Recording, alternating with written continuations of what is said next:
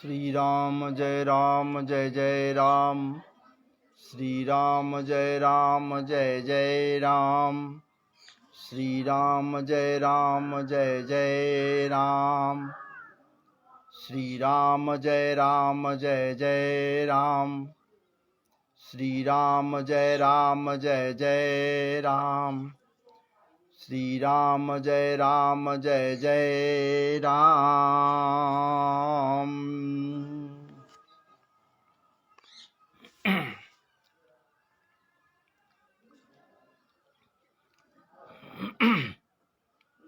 मूलं धर्मतरोर्विवेक जलधे पूर्णेन्दुमानन्ददं वैराग्याम्बुज भास्करं ह्यगणघनध्वान्तोपहं तापहं मोहाम्भोधर पूगपाटन विधौ स्वसंभवं शंकरं वन्दे ब्रह्मकुलङ्कलङ्कशमनं श्रीरामभूपप्रियं सान्द्रानन्दपयोदसौभगतनुं पीताम्बरं सुन्दरं पाणौ बाणसरासनं कटिलसतूणीरभारम्बरम् राजीवायत लोचनं धृतजटा जूटेन संशोभितं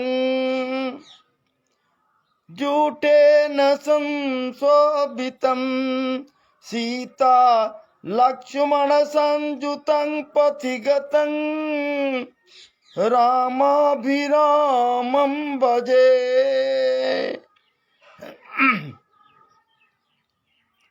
श्री राम जय जय राम। श्री राम जय जय राम। श्री राम जय जय राम। श्री राम जय जय राम। गुरुर्ब्रह्मा गुरु विष्णु गुरुदेव महेश्वर गुरु साक्षात् परब्रह्म तस्मै श्री गुरुवे नमः।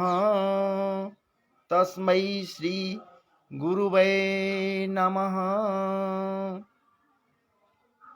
वक्रतुंड महाकाय कोटिसूर्य समप्रभ निर्विघ्नं कुरु मे देव सर्वकार्येषु सर्वदा। हिमाद्रितनयां देवीं वरदां शङ्करप्रियां लम्बोदरसजनीं गौरीमावाहयाम्यहम्। गणेशाम्बिकाभ्यां नमः। शुक्लां ब्रह्मविशारसार परमां माद्यां जगद्व्यापिनीं वीणापुस्तकधारिणीं जाढ्यान्धकारापहा हस्ते स्फटिकमालिकां विदधतीं पद्मासने संस्थितां वन्दे तां परमेश्वरीं भगवतीं बुद्धिप्रदां शारदां। सरस्वत्यै नमः। श्री सरस्वत्यै नमः।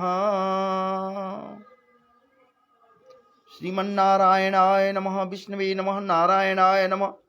ओम विष्णवे नमः। नारायणाय नमः। सशंखचक्रं सकरीटकुण्डलं सपीतवस्त्रं सरसीरुक्षणं सारवक्षस्थलकौस्तुभिश्रियं नमामि अमं रघुवंशनाथं। विष्णवे नमः। नारायणाय नमः। ओम नारायणाय नमः। ओम नारायणाय नमः। श्रीमन्नारायणाय नमः। विष्णवे नमः। नारायणाय नमः। श्रीमन्नारायणाय नमः। श्रीमन्नारायणाय नमः। श्रीमन्नारायणाय नमः।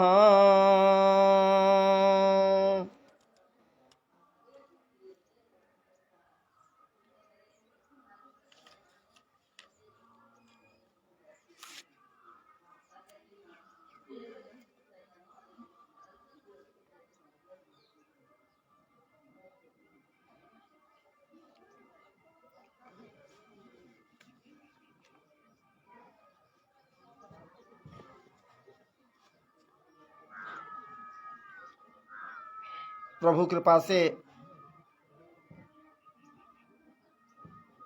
आज पुनः आपके समक्ष उपस्थित हुआ हूँ और उपस्थित होकर आप लोगों के लिए जो कुछ लेकर बैठा हूँ या रखने जा रहा हूँ, आपके निमित्त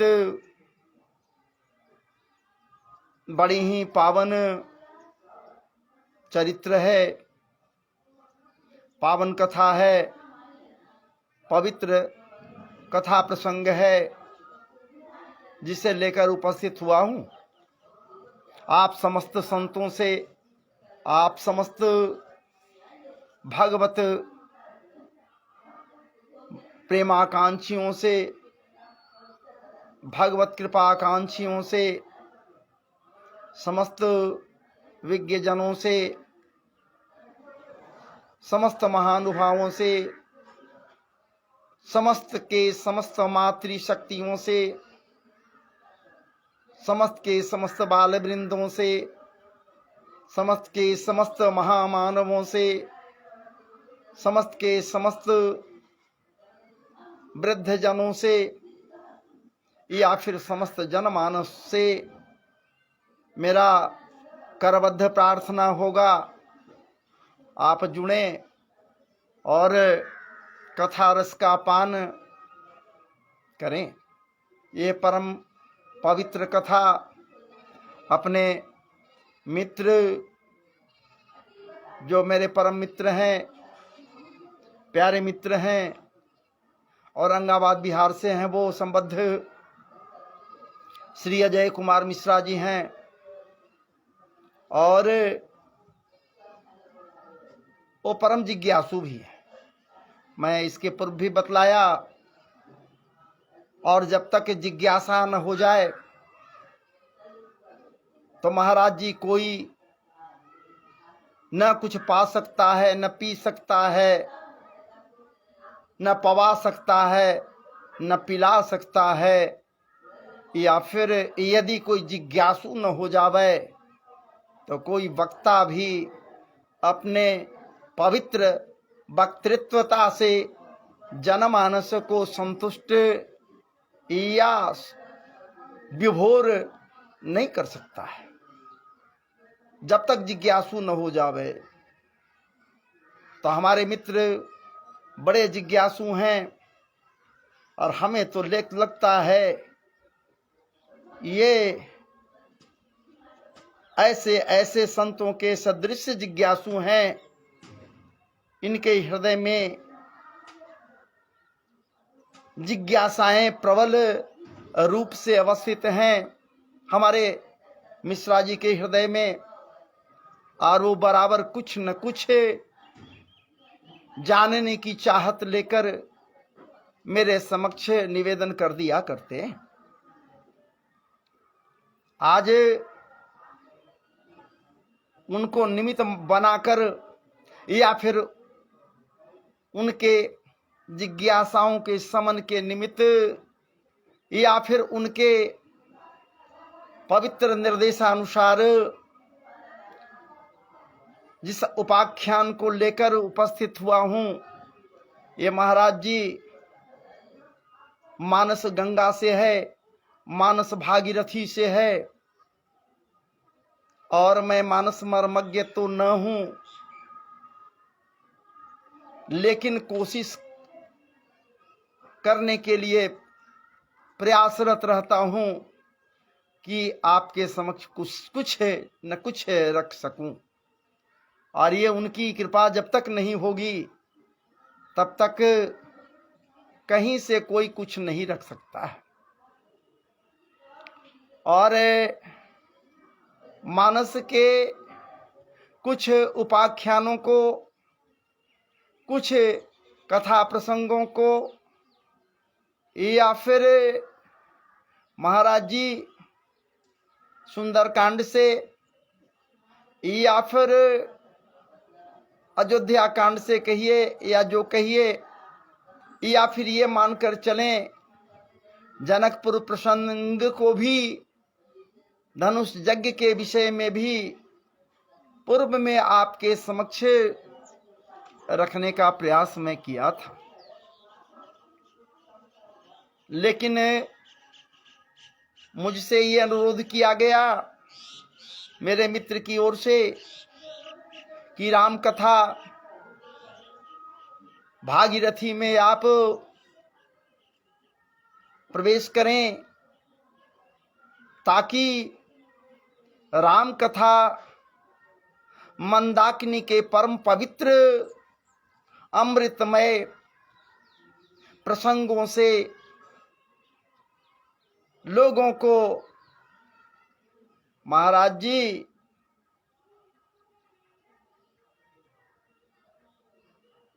मुग्ध कर सकें, विभोर कर सकें। और सही बात भी है, ये परम पवित्र कथा को श्रवण करने के पश्चात कोई बोर नहीं हो सकता है। जो बोर होगा वो दुर्भाग्यपूर्ण अवस्था में होगा, वही बोर होगा। बाकी तो लोग विभोर ही हो जाते हैं। राम कथा क्या बात है, उसकी कथा जो महाराज जी सर्वत्र सब जगह रमण कर रहा है, रमण बिहारी है, भला उसकी कथा को श्रवण करने के पश्चात कोई बोर हो सकता है? थोड़े। जो अभागा होगा महाराज जी वही बोर होगा, और नहीं तो विभोर हो जाना चाहिए, डुबकी लगाते रहना चाहिए, डूब जाना चाहिए। ये मानस मंदाकिनी है ही ऐसा जिसमें यदि डूब गए महाराज जी, क्या बात है। साधारण तड़ागों में, साधारण कैसे साधारण जलाशयों में यदि डूब जाओगे मर जाओगे, लेकिन मानस मंदाकिनी में यदि डुबकी लगा लिया, डूब गया तो वहां मर जाओगे, यहां तर जाओगे। मानस मंदाकिनी में तर जाओगे। इसलिए परम कृपा प्राप्त भूत भावन भोलेनाथ, क्या बात है, का कृपा प्राप्त ये मानस मंदाकिनी आपके समक्ष लेकर उपस्थित हुआ। भूत भावन जो मैया पार्वती से कह रहे हैं, सब कुछ वह कहते जा रहे हैं। विचार कीजिए, विश्वास कीजिए, कोई सामान्य बात नहीं कह रहे हैं महाराज जी। ये हरि के विषय में हमारे भूत भावन भोलेनाथ कह रहे हैं। क्या कह रहे हैं जरा सुन तो लीजिए।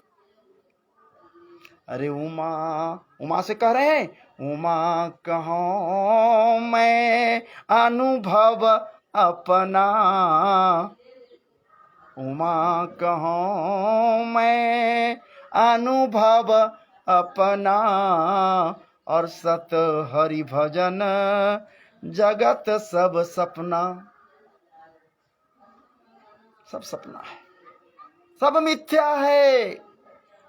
मेरा अनुभव है, किसी का अनुभव गलत नहीं हो सकता। और यहां तो भैया भूत भावन भोलेनाथ का अनुभव है। जब आपका अनुभव गलत नहीं हो सकता, मेरा अनुभव गलत नहीं हो सकता, जनमानस का अनुभव गलत नहीं हो सकता। जो अनुभव कर लिया है, करीब जाकर अनुभवी हो गया है, उस मामले में वो अनुभव के द्वारा समझ गया है, तो गलत कैसे हो सकता है? नहीं गलत होगा ना।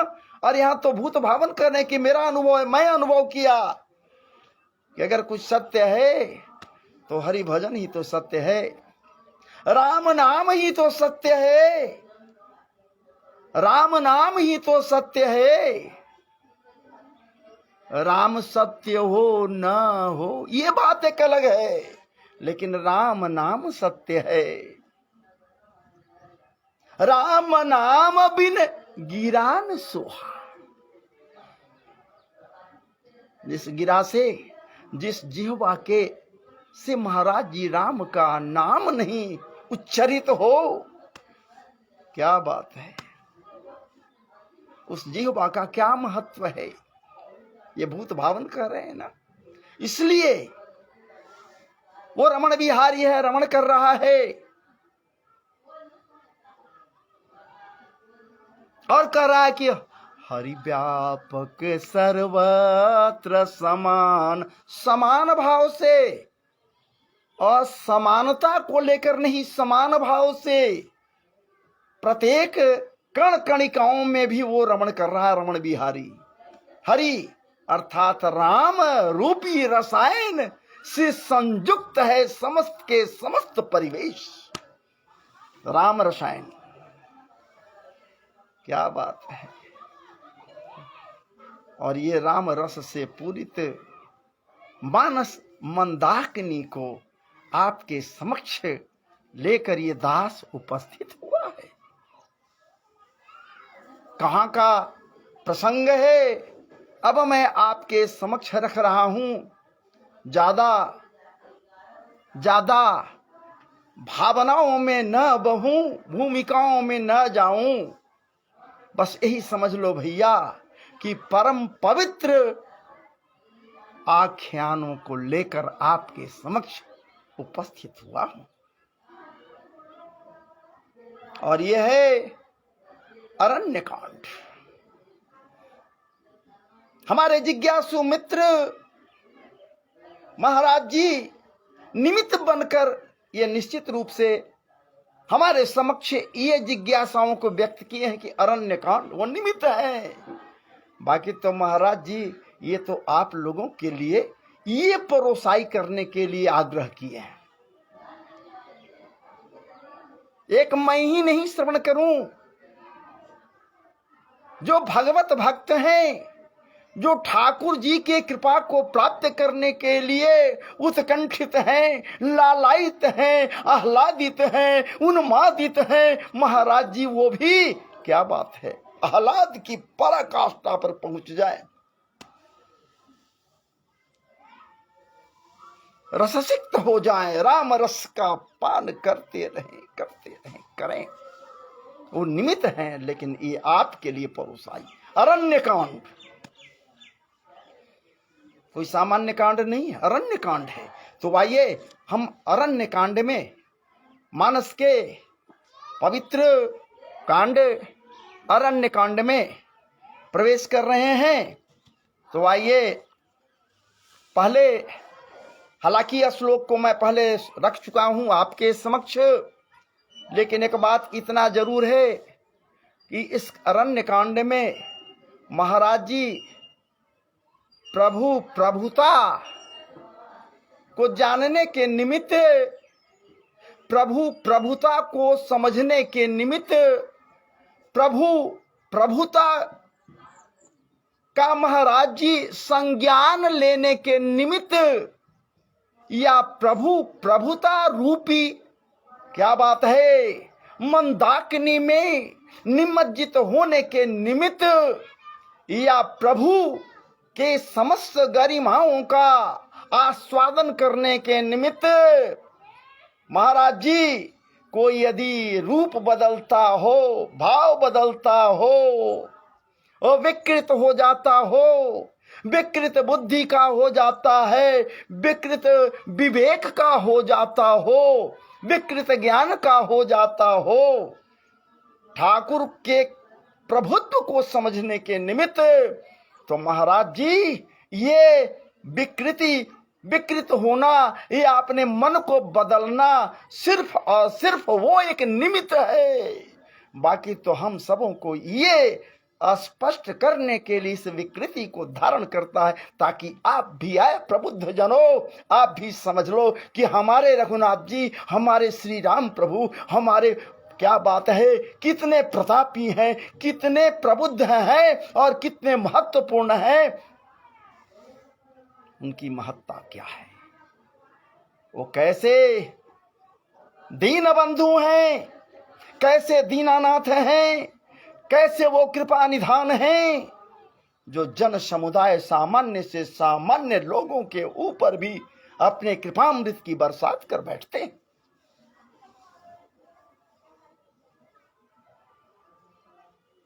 कैसे कृपा सागर हैं महाराज, विचार कीजिए।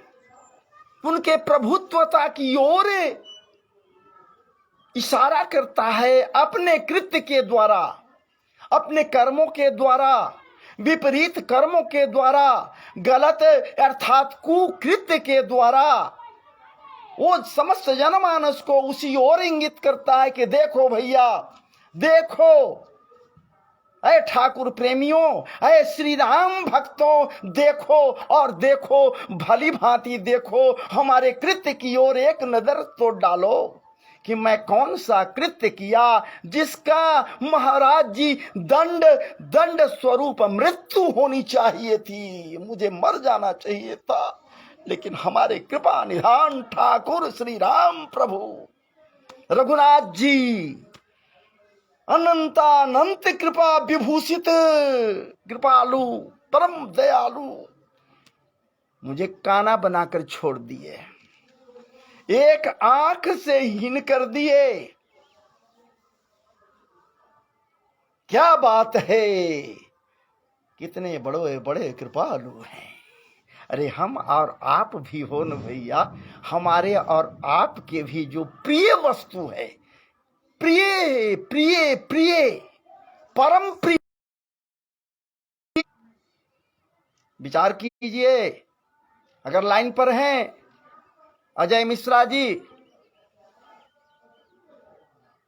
तो निश्चित रूप से वो देख रहे होंगे, उनसे एक आग्रह होगा जब लाइव रहूं तो आप कम से कम कॉल नहीं करें, यदि कॉल कीजिएगा डिस्कनेक्ट हो जाएगा। और अभी मैं पहले कहा, जिस रस में, जिस धारा में, जिस प्रवाह में कोई वक्ता यदि प्रवाहित रहता है महाराज जी, फिर उसको डिस्टर्ब नहीं करनी चाहिए। अब देखिए मैं कहां था, कहां से कहां मैं आ गया। ओह, आपके ही अनुरोध पर मैं आपके साथ हूं। वो वहां मैं था, याद कीजिए। जो विचार कर रहा है, सोच भी रहा है, कब? जब ठाकुर जी उसे काना बनाकर छोड़ दिए, एक आंख का हो गया।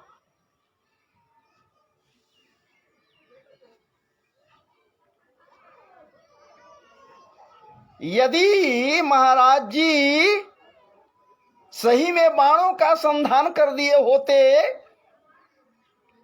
ठाकुर जी के हाथ से जो बाण चल जाता फरजुक्त, क्या बचना था इसे।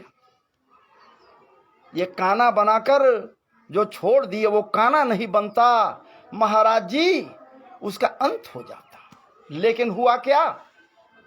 मैं किसी और दूसरे की बात नहीं कर रहा हूं, इसी अरण्यकांड के प्रारंभ की बात मैं कर रहा हूं। वहां आइए, जरा देखिए, जरा सुनिए, समझिए, डुबकी लगाइए कि मैं किसकी बात कर रहा हूं। अरे मैया भैया, मैं इंद्रपत्र, क्या बात है, देवराज का परम प्रिय पुत्र जयंत की बात कर रहा हूं। ये जो स्वर्ग की प्रभुताई से महाराज जी प्रभुत्व बनने का नाटक कर रहा है, प्रभुत्व संपन्न बनने का नाटक कर रहा है, नाटक कर रहा है जयंत। कौन है ये? देवराज का पुत्र है। ये समझ रहा है कि हमारे पिता देवराज हैं, इंद्र हैं, प्रभुत्व संपन्न है, प्रभुत्वशाली है, और उनके ऐसा कोई भी प्रभुत्व संपन्न इस सृष्टि में नहीं है, ब्रह्मांड में नहीं है, तीनों लोकों में नहीं है। इसलिए वो देवराज है, देवताओं के राजा है। उस दुष्ट या फिर बुद्धिहीन के बुद्धि में ये बातें नहीं घर कर पाई है। कि तुम्हारे पिता इंद्र से भी ऊपर कोई है और है, एक नहीं अनेकों हैं। तेरे पिता इंद्र से भी ऊपर में, तेरे पिता इंद्र से भी ऊपर कोई है, वो पर ब्रह्म परमात्मा है, अकारण करुणा वरुणालय है, दया सागर है, दया सिंधु है, कृपा सिंधु है। और उस कृपा सिंधु के चिटके कण के रूप में तेरे पिता इंद्र भी है। चाहे वो बिंदु के रूप में हो, चाहे बुद्ध के रूप में हो, या फिर सीकर के रूप में हो, लेकिन उसी कृपा सिंधु के महाराज जी, क्या बात है, एक बिंदु के सदृश है। और फिर एक समय वो आएगा, उसी कृपा सिंधु में जाकर तेरा पिता भी जाकर समाहित हो जाएगा। जब कण कणिकाएं जितने के जितने जो कुछ भी हैं, सब जब उसमें समाहित हो जाएगा कृपा सिंधु में, तो महाराज जी ठीक उसी प्रकार से यह भी समाहित हो जाएगा जैसे तप्त बालुकामयी भूमि पर एक बूंद जल। बस यही तो अस्तित्व तेरे पिता का है, जिसे बहुत प्रबुद्ध समझ रहे हो। तुम भले न समझ पाओ, तुम नहीं जान पाओ, अय बुद्धिहीन बालक है, तुम नहीं समझ लो। अय जुवा पुत्र, अय जयंत, तुम ये नहीं समझ रहे हो कि तेरे पिता का क्या अस्तित्व है। तुम तो मद से चूर हो, तुम देखा, बालपन से देखा, राग को देखा, रंग को देखा, रस को देखा, स्वर्ग का क्या बात है अलंकारिक प्रवेश को देखा। क्या बात है, जहां पवर्ग ही पवर्ग है, प फ ब भ म, प से पाप है, फ से फल है, ब से बंधन है, भ से भय है, और म से मोक्ष की कामना है, या मृत्यु है, या मध्य है। ये तुम देखा बालपन से, तो तुम क्या समझ पाओगे? तुम तो अपने पिता को प्रबुद्ध समझ रहे हो। मैं देवराज का पुत्र हूं, इनसे ज्यादा प्रभुत्व वाला है कौन प्रभु? तुम परीक्षा करने के लिए विचार कर लिया, तुम परीक्षा करने के लिए विचार कर लिया, और बायस का रूप धारण कर लिया, बायस का रूप धारण किया, कौआ बन गया, कागा बन गया। क्या बात है, यह नहीं विचार किया कि तुम जा कहां रहे हो, तुम करने क्या जा रहे हो, क्या सोच रहे हो। अरे तुम्हारे सोचने के पहले ही वो सब कुछ कर बैठता है। तुम सोच रहे हो, लेकिन वो अनंत विभूषित हर चीज को पहले समझ गया, जान गया कौन क्या करने वाला है। तुम पिता को भी ये बात नहीं बतलाया होगा कि मैं जा रहा हूं ये कृत्य करने के लिए कहीं, नहीं तो तेरा पिता खूब समझ रहा है ठाकुर जी के मर्म को। एक नहीं अनेकानेक महायुगों का अंत हुआ है, एक नहीं अनेकानेक मनमंत्रों का अंत हुआ है। हर मनमंत्र में त्रेता आता है, द्वापर आता है, कृत्य तो वही हो दोहराया जाता है। तो क्या वो नहीं जान रहा है? सब कुछ पता है। इसलिए तुम नहीं पूछा होगा, नहीं कहा होगा, और तुम एकाएक आ गया वहां जहां ठाकुर जी, क्या बात है, वो अपने मनोभावों को संजोए हुए अपने प्रियतम प्रिया, क्या बात है, अपने प्रिया सुंदरी हृदय हारिणी मैया जानकी सीता जी, मैं मैया कह रहा हूं, उनकी मैया का, ये सीता जी जनक नंदनी, जनक राज दुलारी सीता जी को सजाने संवारने में लगे हुए हैं। विचार किए, रूप तो है, रत्नों से विलग है, इस रूप इस तन पर अनेकानेक हजारों हजारों प्रकार के रत्न विभूषित कभी रहा करते थे। एक से एक दासियां हाथों में अनेकानेक प्रकार के रत्नों का हिसाब लेकर इनके समक्ष खड़ी रहती, सजाने के लिए तत्पर रहती। कैसे कहां लगाऊं, बिछिया कहां लगाऊं, महाराज जी बूंदे कहाँ लगाऊं, नाक का नथ कैसे पहनाऊं, या फिर अधरन पर लाली कैसे लगाऊं, या फिर इनके अंगों में महाराज जी एक से एक रत्नों को कैसे कैसे कहाँ हीरे जड़ित, मणि जड़ित, स्फटिक जड़ित, कहाँ कहाँ रत्नों को मैं व्यवस्थित करूं। इस प्रकार से हजारों दासियां लगी रहती, आज मेरे साथ यहां चल रही हैं, इनके तन पर कोई भी क्या बात है आभूषण नहीं है। ठाकुर जी विचार कर रहे हैं, एक आभूषण भी था इनके पास में, एक आभूषण था, क्या था, ऐसे दो आभूषण इनके पास रह गए थे महाराज जी। एक तो चूड़ामणि, जूड़ामणि, जूड़ा में जो लगाया जाता है, ये रह गया, और दूसरा क्या रह गया था, अंगूठी, मुद्रिका, मुद्रिका, वो भी उतराई के रूप में। जब ये क्या बात है, जब उतराई के रूप में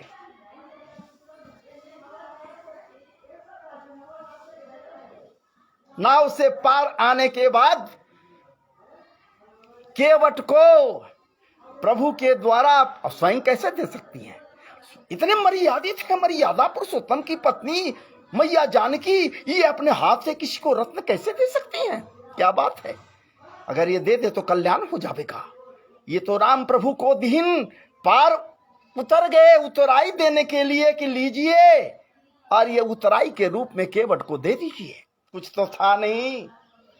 मुद्रिका मनोहर दे दीन प्रभु को, निश्चिंत हो गई देकर, थोड़ा आगे बढ़ी, प्रभु देने लगे, तब कहा केवट की महाराज जी यहाँ मैं कैसे आपको उतराई लूंगा, बकाया मेरा रहेगा, यहाँ मैं उतराई नहीं लूंगा, और वहां हमें जब पार लगाओगे तो वहां उतराई हमसे नहीं मांगोगे प्रभु, फिर अति बार मुझे जो कुछ देवा तही प्रसाद मैं सिरधर लेवा, मैं ले लूंगा, लौट कर उधर से आइए। इसके बाद विचार कीजिए ना, तो कुछ तो नहीं था, वो रह गया श्री राम प्रभु के पास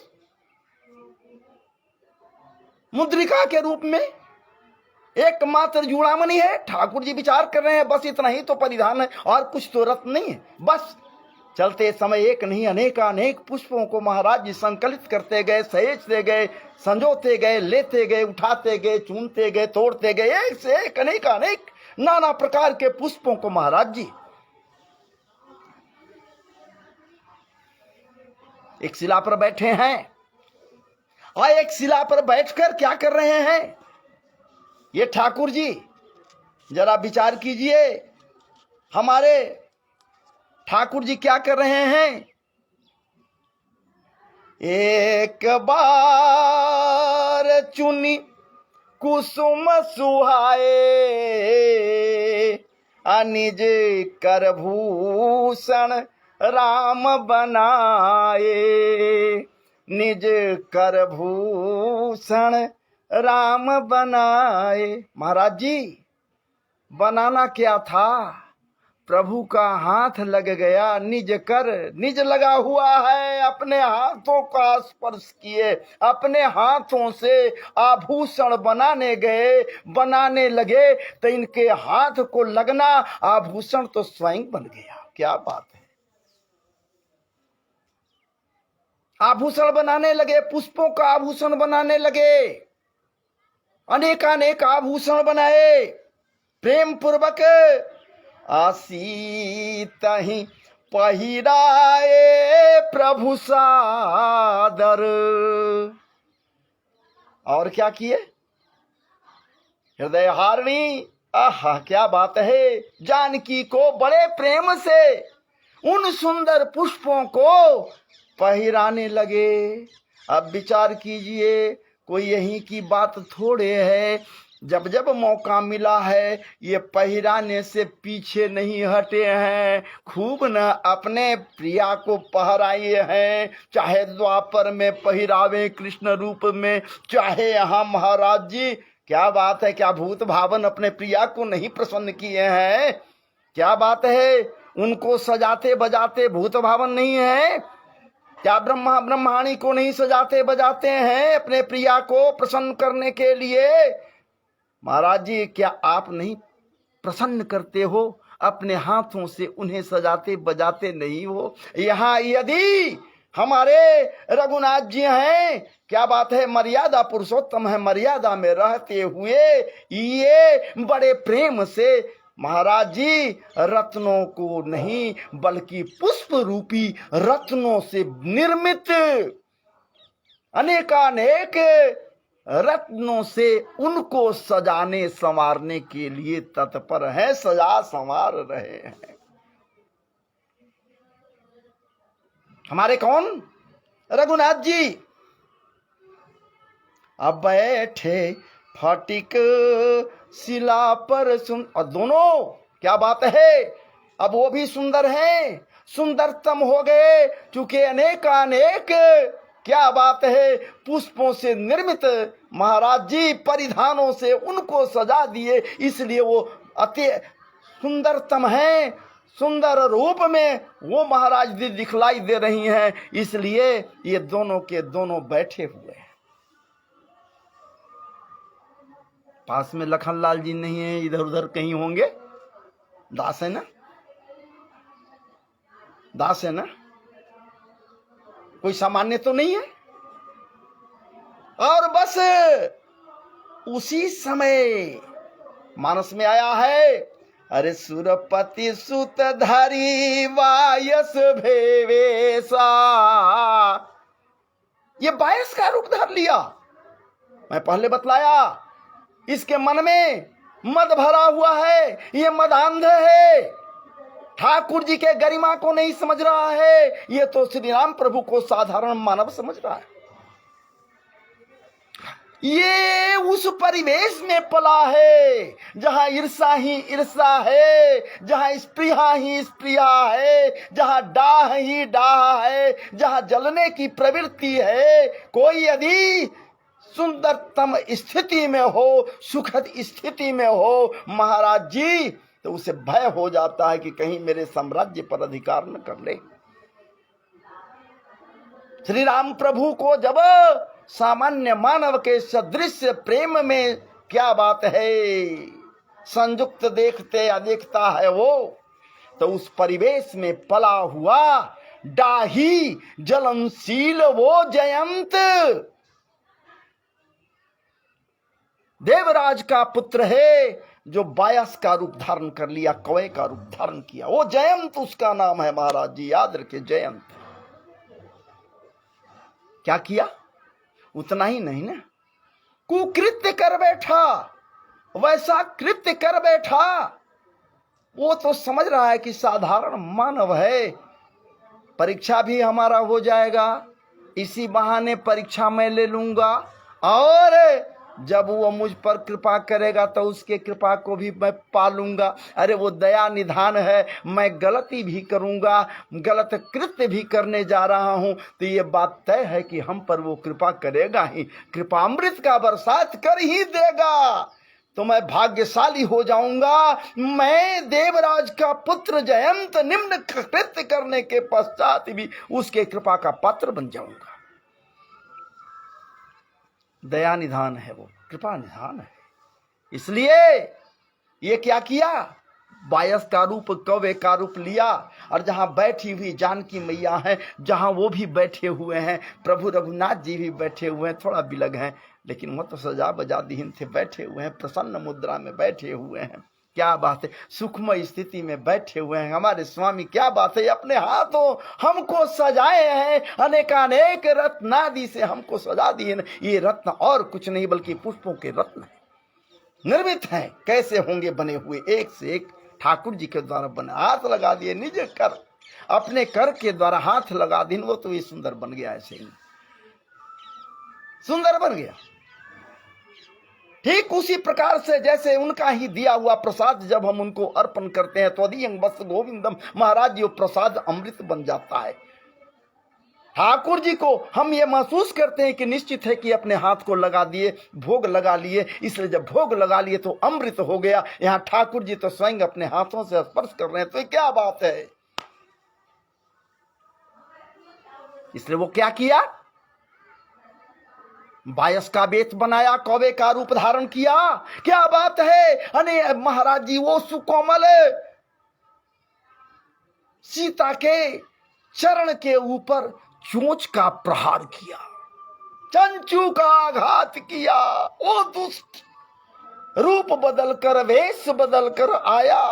बार बार कोई दुष्ट आया मैया के सामने, ये जानकी के सामने बार बार कोई दुष्ट आया है तो रूप बदल कर आया। जैसे यहां जयंत रूप बदल कर आया, वैसे ही आगे महाराज जी पंचवटी में मारीच भी रूप बदल कर आया। वहां तो वो ऐसा कृत्य कर बैठा कि ठाकुर जी के बाण से वो उनके लोक का वासी हो गया। ये भी तो कुछ ऐसा ही गलत किया था, इनके प्रिया को आघात पहुंचाया था, चंचू का आघात किया था। अब जब सोच लीजिए ना, अरे क्या कहते हैं, मानस में आता है, सीता चरण, सीता चरण चोंच हाथी भागा। कौआ क्या करता है महाराज जी, हमको याद पड़ गया इसी बात पर, बालपन की एक कहानी हमें याद आ गई। हम बचपन में महाराज जी अपने ही गांव की एक जगह पर ऊपर में वृक्ष, पीपल का पेड़ था, पीपल के पेड़ के नीचे छांव में बड़े आराम से, बालपन का मेरा बुद्धि ज्ञान तो था ही नहीं, मैं बैठकर शौच कर रहा था और उतने में ऊपर एक कौआ था, वो महाराज जी उड़ा और आकर माथे पर चंचू का आघात कर दिया, रक्त का धारा बह चला। मुझे, हमें पूरा स्मरण है, आज की बात नहीं है, बालपन की बात मैं कहा। हमें भी शिक्षा दिया कि गलत जगह पर बैठे हुए हो, अरे बालक गलत जगह पर बैठे हुए हो, तुम अस्वत्थ के वृक्ष के नीचे बैठे हो, शौच कर रहे हो। ये अस्वत्थ परम पवित्र वृक्ष है, ये पीपल का वृक्ष कोई सामान्य नहीं है महाराज जी, परम पवित्र वृक्ष माना गया है, और उसके नीचे बैठकर तुम शौच कर रहा है। चंचू का आघात कर दिया, रक्तपात कर दिया, बालपन में मेरे साथ हुआ। और यहां मैया बैठे हुए हैं, सीता चरण चोंच हाथी भागा।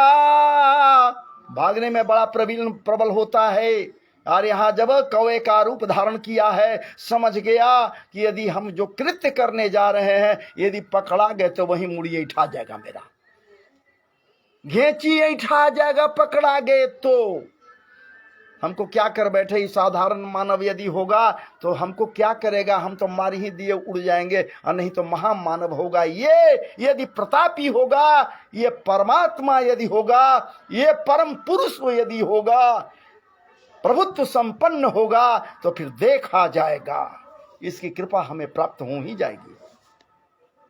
जयंत है विचार किया, बड़ा चालाक होता है कौआ, कौआ का रूप धारण किया न है तो बड़ा चालाक होता है, बड़ी चालाक होता है एक कौआ।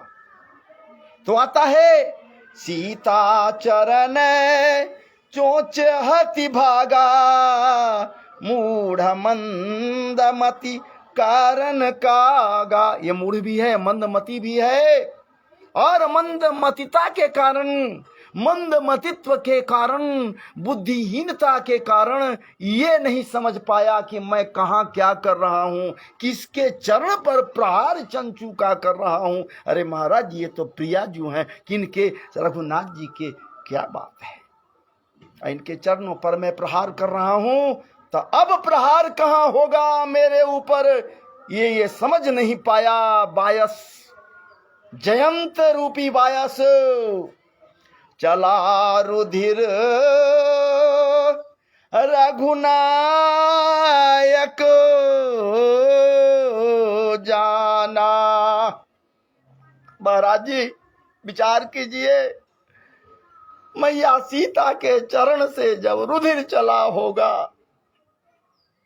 उस कोमलतम स्थान पर चरण के ऊपर में ये बायस विचार कर मैया, आप भी मैया हो, विचार कर, जो श्रवण कर रहे हो।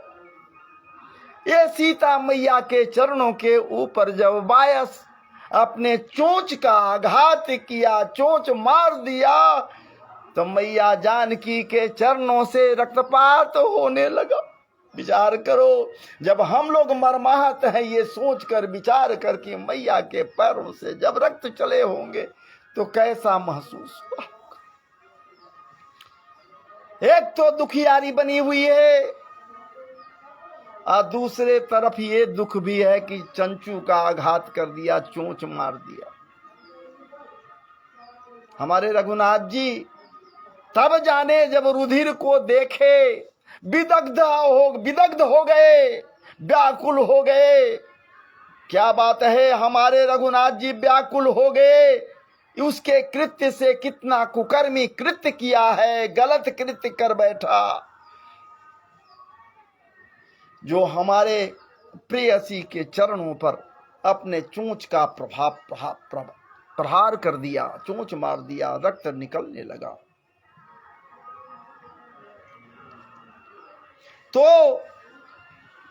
अब क्या कहिन ठाकुर जी, बस झट देर नहीं कहिन। अरे तू कहां भाग रहा है, अब कहां भागेगा, तू कहां भागेगा। तू सोच लिया होगा कि जन सामान्य के पास ऐसा कृत्य कर रहा हो तो ठहर, एक सीख उठा लिहिन। सरकंडे के एक लंबे से लकड़ी को उठा लिए, सीख जिसे कह सकते हैं, सरकंडे का एक उठा लिए और महाराज जी अपने धनुष पर उसी को बाण रूप में मंत्र से सिर्फ संधान कर दिए, फेंक दिए। अभिमंत्रित करते हुए, कोई साधारण बात नहीं है, अभिमंत्रित करते हुए वो ठाकुर जी के मन की गति से वो अभिमंत्रित किया गया बाण जो सीख है बाण रूप में परिवर्तित हो गया और कागा आगे आगे, कौआ आगे आगे, पीछे पीछे बाण भाग चला। कहीं कोई स्थान नहीं मिल रहा है महाराज जी, प्रत्येक लोकों में गया, कहीं कोई स्थान नहीं मिला।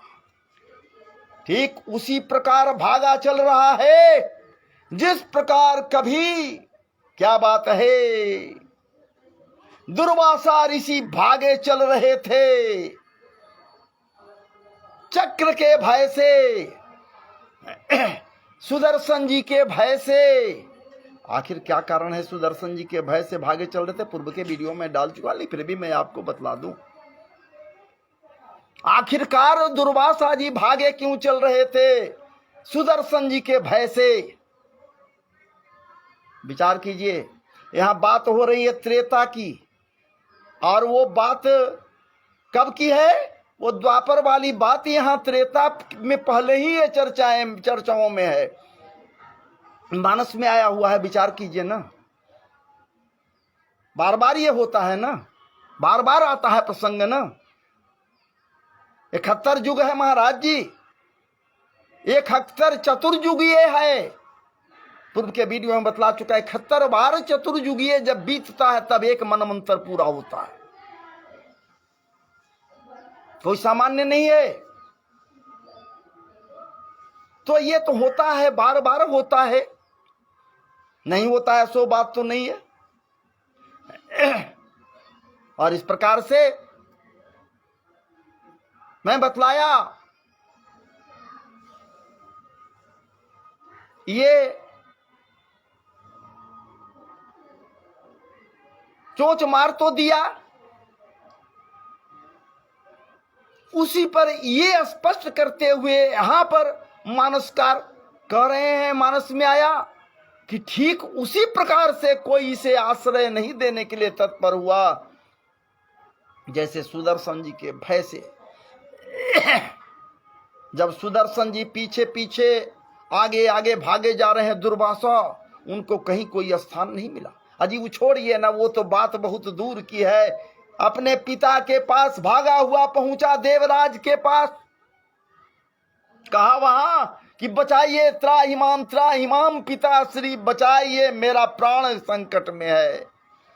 इंद्र समझ गए, पूछिन क्या बात है। तो मैं एक कृत्य कर करके आया। अरे जाओ, भागो भागो भागो, रामद्रोही हो तुम, रामद्रोही हो। जब राम के द्रोही हो तो मेरे हृदय में भी राम रमण कर रहा है, इसलिए तुम मेरे भी द्रोही हो। या फिर किसी के पास तुम चले जाओ, वो तुम्हें स्थान नहीं देगा, इसलिए कि सबके हृदय में वो रमण बिहारी श्री राम प्रभु रमण कर रहा है। जो रामद्रोही है उसको कोई ठिकाना नहीं। मैं पिता हूं जरूर, तू मेरा पुत्र है जरूर, लेकिन तू रामद्रोही है, इसलिए जा, कोई स्थान नहीं तुझे मेरे पास है। महाराज जी भागा चल रहा है। ठीक दुर्वासा वाली बात हो गई, कहीं कोई स्थान नहीं मिला। हुआ क्या, दुर्वासा के साथ क्या हुआ था, दुर्वासा को क्यों भागना पड़ा था? एक समय था, श्रीमद् भागवत जी में आया है, राजा अम्बरीश का नाम सुने होंगे आप लोग। राजा अम्बरीश ठाकुर जी के परम भक्त, एकादशी किया करते थे। एकादशी के दूसरे दिन द्वादशी कुछ देर के लिए था, द्वादशी में पारण किया जाता है, एकादशी का उद्यापन कर रहे थे। दूसरे दिन द्वादशी के दिन इनके दरवाजे पर दुर्वासा ऋषि आए अपने संत शिष्यों के समुदाय के साथ। बड़े प्रसन्न हुए। उनको महाराज जी आतिथ्य करने के लिए आगे बढ़े, लेकिन दुर्वासा कहीं के अभी आतिथ्य का मौका नहीं देंगे, अभी हम मज्जन कर करके आते हैं, इसके बाद स्नान आदि करके आते हैं, तब जा करके तुम आतिथ्य करना।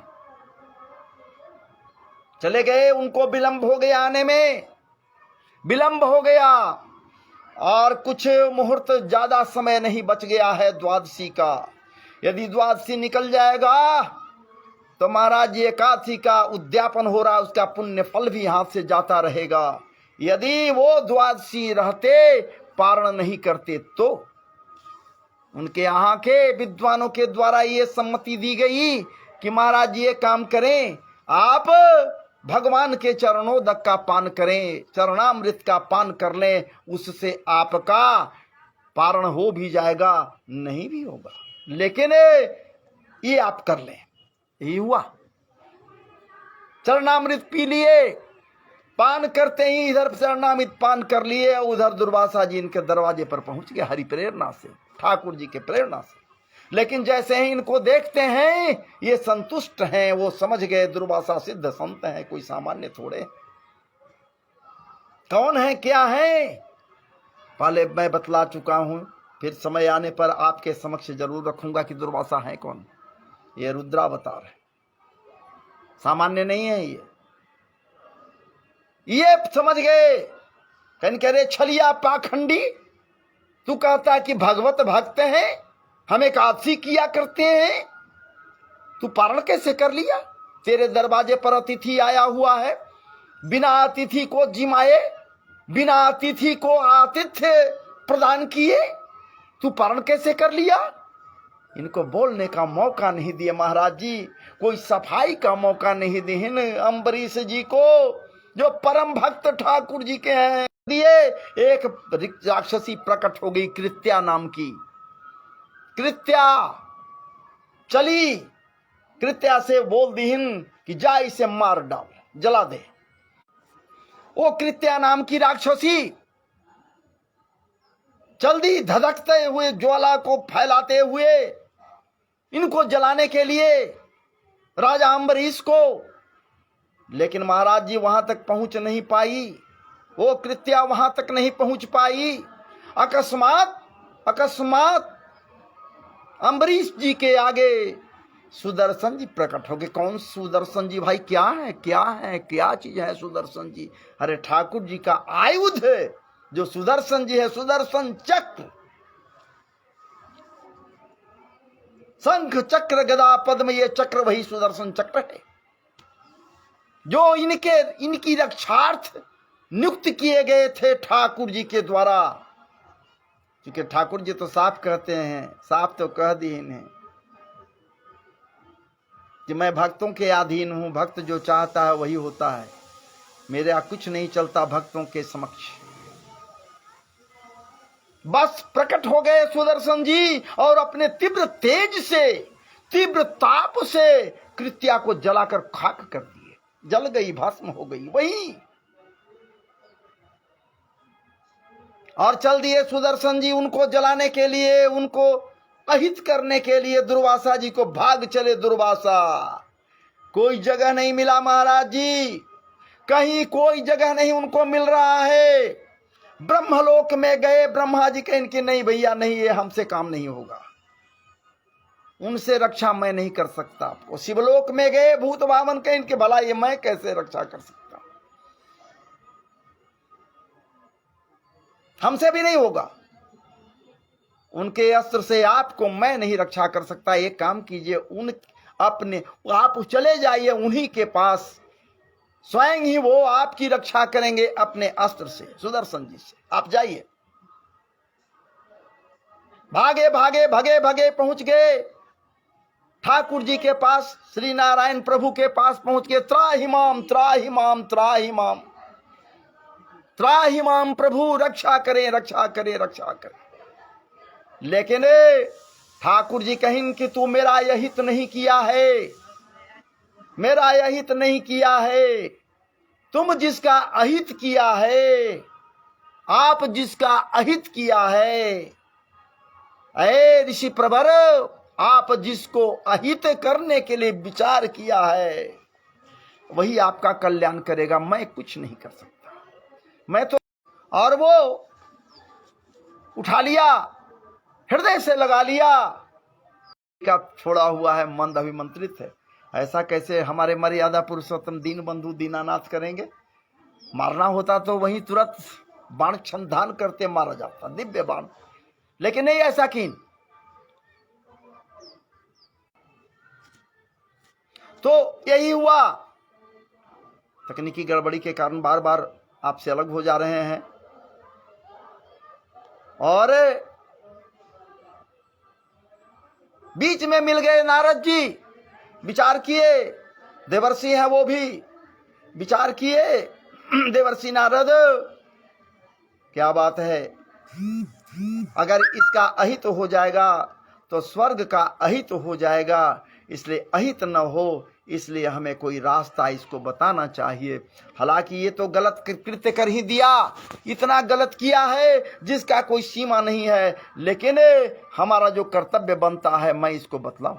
और तब नारद जी कहीं करे, कहाँ भटक रहे हो, गलत कृत्य किया, इसलिए गलत कार्य करने के बाद भटको इधर उधर नहीं, तुम्हें जाना चाहिए कहाँ, तुम चले जाओ वहीं श्री राम प्रभु के पास चले जाओ, और जब वहां जाओगे तभी तेरा कल्याण होगा, अन्यथा दूसरा कोई तुमको कल्याण नहीं करेगा। और यही हुआ।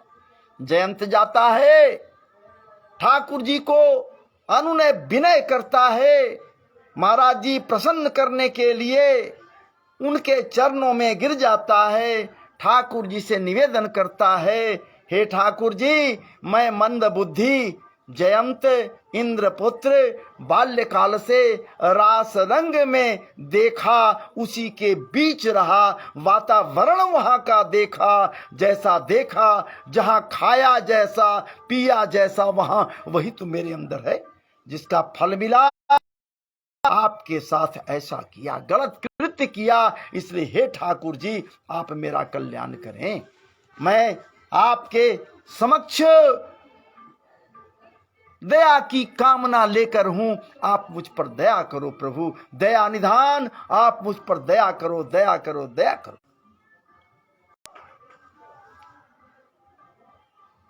महाराज जी आप भी पूछिए कि आखिर वो कागा है, बायस है, एक आंख का क्यों है, एक आंख इसका फूटा हुआ, एक आंख का ये काना आखिर कैसे हो गया ये बायस? तो चलिए, कुछ तो दंड मिला, आनदंड मिला, ठाकुर जी उसको दंड दे दिए जयंत को। अब आगे की कथा जो है वो मैं आज तो बढ़ा नहीं सकता हूँ, अब इस कथा को कल के लिए मैं छोड़ दूँ। मैं मित्र से भैया पुनः करबद्ध हूँ कि देखिए एक दिन की बात है नहीं, अरण्य कांड है छोटा कांड, लेकिन कथाएं इतनी हैं कि सारी कथाओं को महाराज जी संकलित करते हुए आपके समक्ष रखने का प्रयास करूंगा। हो सकता है कि महाराज जी इस दास से कुछ त्रुटियां हुई हों, आप मुझे क्षमा करेंगे, इस तुच्छ दास को जरूर क्षमा करेंगे। आप समस्त के समस्त मेरे साथ जुड़ने वाले जो हैं मेरे अजीज लोग, आप सबों से करबद्ध हूँ, आप इस दास को क्षमा करेंगे निश्चित रूप से। और कल मैं पुनः प्रयास करूंगा आपके समक्ष बैठने के लिए, और जयंत के बाद की जो घटनाएं हैं उसे आपके लिए लेकर आऊंगा। हो सकता है कि कल मैं वहां तक पहुंच जाऊं, कुछ इधर के प्रसंगों को प्रणाम करते हुए मैं मारीच तक भी पहुंच जाऊं, मारीच तक भी मैं पहुंच जाऊं। इसलिए हे ठाकुर, हे मेरे मित्र परवर, हे मेरे अजीज, आप हमें अब आदेश दें। मैं आपसे अब अलग हो रहा हूं। अगर हमसे कोई त्रुटियां हुई हों, गलतियां हुई हों, अशुद्धियां हुई हों, कुछ विशेष कह दिया हो मैं, तो मुझे एक दास समझकर आप क्षमा करेंगे और मुझे कमेंट के द्वारा मेरे चैनल पर हमें निश्चित रूप से अनुग्रहित करेंगे। मेरा चैनल आप जान रहे हैं रा कृष्णा है, चैनल का नाम रा कृष्णा। यदि आप उसे सब्सक्राइब कर लेंगे मेरे चैनल को, तो निश्चित रूप से पूरा का पूरा जितना वीडियो है सब आपको मिल जाएगा। महाराज जी देखने के लिए मेरे वीडियो पर बहुत कम मिलेगा, लेकिन आध्यात्मिक परिवेश में जो कथाएं हैं, जो कुछ है, वो आपके समक्ष जो टूटी फूटी भाषा में रखने का प्रयास करता हूँ वही आपको मिलेगा। तो आइए अब मुझे क्षमा करें। जय जय श्री राधे। बोलिए राजा रामचंद्र जी महाराज की जय, रामचंद्र जी महाराज की जय, चारों भैयन की जय, सीता मैया की जय, जय सीताराम जी महाराज। चलिए अब मैं फिनिश कर रहा हूं।